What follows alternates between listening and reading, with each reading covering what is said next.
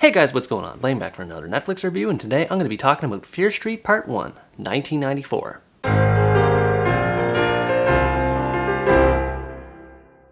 Fear Street 1994 is part 1 of a trilogy of horror movies set to release this summer on Netflix that are adapted from the R.L. Stine teen horror book series of the same name, and tells the story of a girl named Dina, a teenager who lives in the town of Shadyside and is experiencing a rough patch in her personal life when she begins to experience unusual events in her hometown. These events start in the form of one of Dina's classmates being murdered while on the job, which takes place at the beginning of the movie, and after Dina attends a candlelight vigil in honor of her memory, that's when the film's events really kick off as the number of murders start to escalate in the town, and it's up to her and her friends to solve the mystery behind them before they end up being murdered themselves. There's a variety of characters to root for in the group in this movie, and although all of them are pretty basic in presentation overall, they still come across as unique for the most part and aren't just simply cannon fodder for the villains to chop up. Dina, the main character, has a fiery and combative personality to her, and I wasn't a big fan of that at first, but as the story develops, I started to root for her more, especially as her relationship with Sam develops more over the course of the story. Dina and Sam are ex-lovers who break up with each other over Sam wanting to go to college a certain distance away from where Dina lives in Shadyside,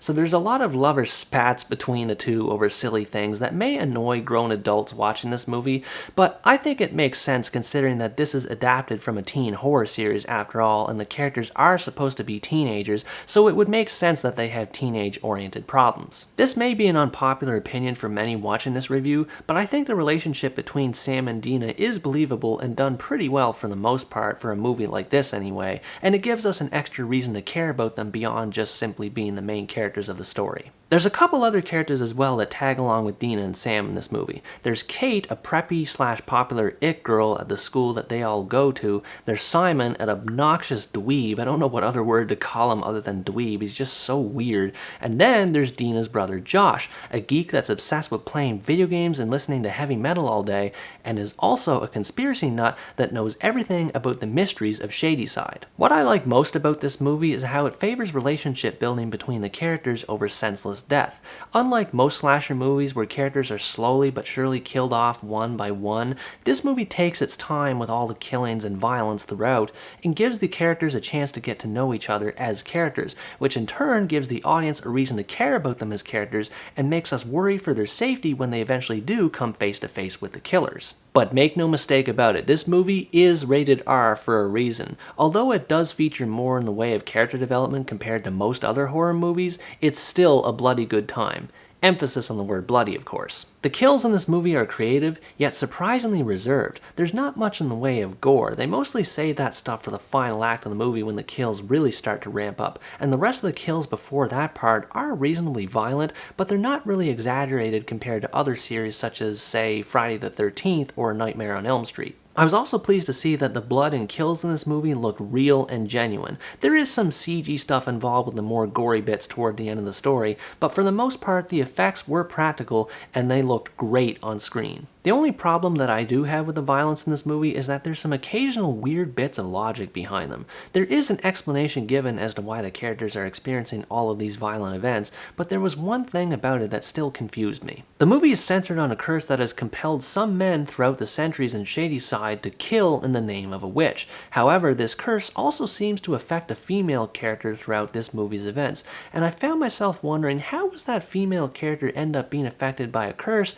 that's supposed to affect male characters? Honestly, I don't think this is a flaw with the movie itself. It might just be a misunderstanding on my part, or there might have been a story detail that I ended up missing for whatever reason. So if there's anyone that does have an explanation for that part, feel free to let me know in the comments below. And as with the kills in this movie, the romances between characters are also creatively well done. There's hints of romances developing throughout the first bit of the movie, and then as characters spend more time with each other throughout the story and they have to deal with the threat of death looming around every corner, they find themselves confessing their feelings for each other in credible ways. I really like the romances between the characters in this movie because it gives us that much more reason to care about them as characters and want to see them survive to the end. There is a sex scene that does happen in this movie, but it's not really gratuitous compared to what you'd see in your average R-rated slasher flick. There's nothing in the way of nudity, and it's pretty tasteful in presentation. Backing up all these things is the mystery aspect of it all, the mystery behind the killings of people in the town of Shadyside. I've already talked about the whole curse bit earlier in this review, so I'm not going to divulge any more details about that aspect,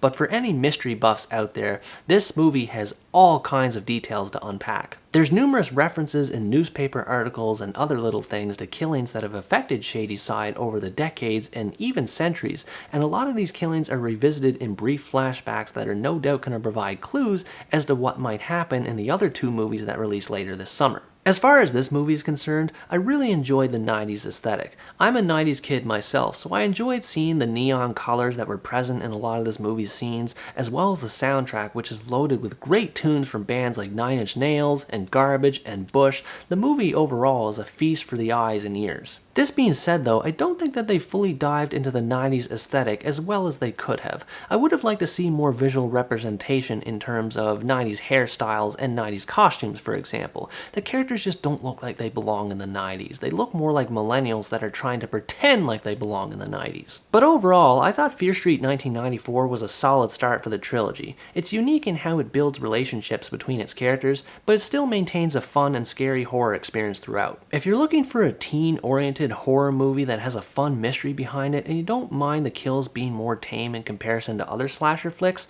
this movie will definitely be right up your alley. I really enjoyed my time watching Fear Street Part 1. It helped me become invested in the mystery behind the trilogy, and I can't wait to see what the next two movies have in store for us. Anyways guys, that's going to wrap up my review of Fear Street Part 1, 1994. Thanks for watching this video, I hope you enjoyed it, and as always stay tuned for the next part, where next time I review the Korean mystery thriller, The Eighth Night.